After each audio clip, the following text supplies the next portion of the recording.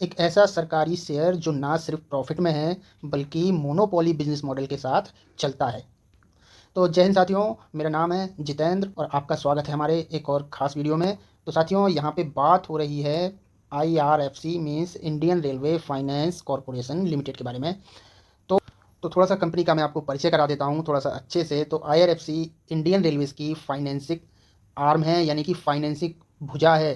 ठीक है, Indian railway को कुछ भी फाइनेंस होता है ये IRFC ही करती है। यानी कि रेलवे को ट्रेन्स में, एसेट्स में, इंफ्रास्ट्रक्चर्स में, इलेक्ट्रिफिकेशंस में के लिए जो भी पैसा चाहिए भाई साहब, वो यहाँ IRFC से ही फंड लेती है।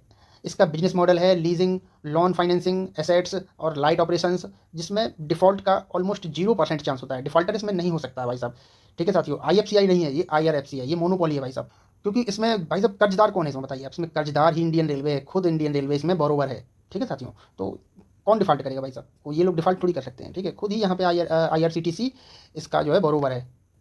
फंडामेंटल्स के बारे में साथियों बात की जाए तो IRFC के पास consistent profitability, clean balance sheet और रिस्क फ्री लैंडिंग मॉडल है इसके पास। हर साल प्रॉफिट और रेवेन्यू स्टडी ग्रो कर रहे हैं, बिल्कुल तरीके से ग्रो कर रहे हैं भाई साहब। IRFC लिटरली एक मोनोपोली PSU है। ठीक है, ऐसा कोई दूसरी लिस्टेड कंपनी नहीं है NSE में, ना ही BSE में।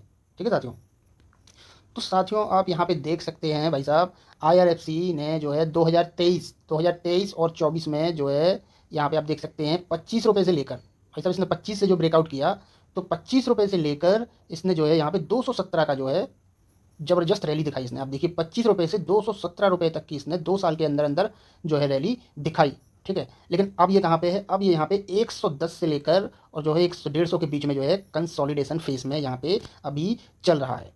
इसका सपोर्ट मैं आपको बता दूं तो भाई साहब, इसका सपोर्ट यहाँ पे 116 रुपये करीब का यहाँ पे निकल के जो है आ रहा है। बाकी का कंसोलिडेशन फेस इसका काफ़ी बड़ा है, 30-40 रुपये का इसका कंसोलिडेशन फेस यहाँ पे निकल के आ रहा है। साथियों, इसके रेजिस्टेंस फेस की यदि बात करें तो इसका रेजिस्टेंस यहाँ पे आप देख सकते हैं, ये 159 रुपये का रेजिस्टेंस है यहाँ पे। यदि इस लेवल को 159 रुपये के लेवल को के ऊपर बढ़िया क्लोजिंग मिलती है तो अगला टारगेट यहाँ पे सीधे 200 रुपये का हो सकता है साथियों। ठीक है, इसका जो है वॉल्यूम एक्टिविटी और RSI अभी भी भाई साहब बिल्कुल नेचुरल जोन में है। मतलब नेक्स्ट मूव किसी ट्रिगर या न्यूज़ फ्लो पर डिपेंड करेगा। कुछ भी न्यूज़ अच्छी आती है इसमें, कुछ भी आती है भाई साहब, नेक्स्ट मूव उस पर डिपेंड करेगा और ये शेयर मूव कर जाएगा और आप लोग जो है सोते रहना साथियों।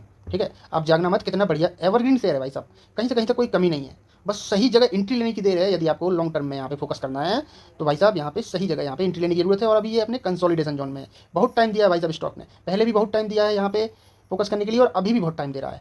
और जो बहुत टाइम देता है वो बहुत रिटर्न भी देता है। इसने देखिए 25 से 217 कितना परसेंट रिटर्न होता है भाई साहब, बताइए आप। मैक्सिमम इसका यहाँ पे शो हो रहा है 461% का जो है रिटर्न, यहाँ पे पॉजिटिव रिटर्न मैक्सिमम यहाँ पे शो हो रहा है।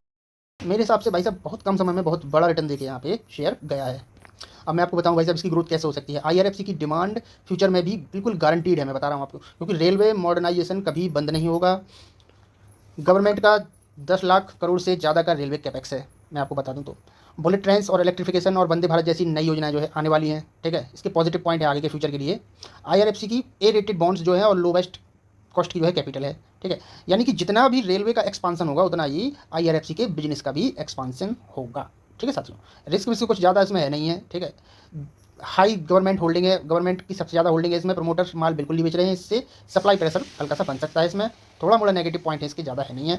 गवर्नमेंट इसकी रीरेटिंग भी नहीं कर रही है, उसके डिले कर रही है, इसमें भी दिक्कत हो सकती है। ठीक है साथियों, बाकी कोई दिक्कत है नहीं है शेयर में, बढ़िया एक नंबर शेयर है, मैं आपको बता दूँ।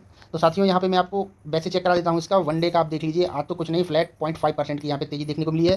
5 दिन में यहाँ पे आप देख सकते हैं, 5 दिन में यहाँ पे आप देख सकते हैं 132 रुपये से भाई साहब यहाँ पे ये 140 रुपये पहुँचा है। ठीक है साथियों, तो 2.25% की यहाँ पे तेजी दिखी है 5 दिन में।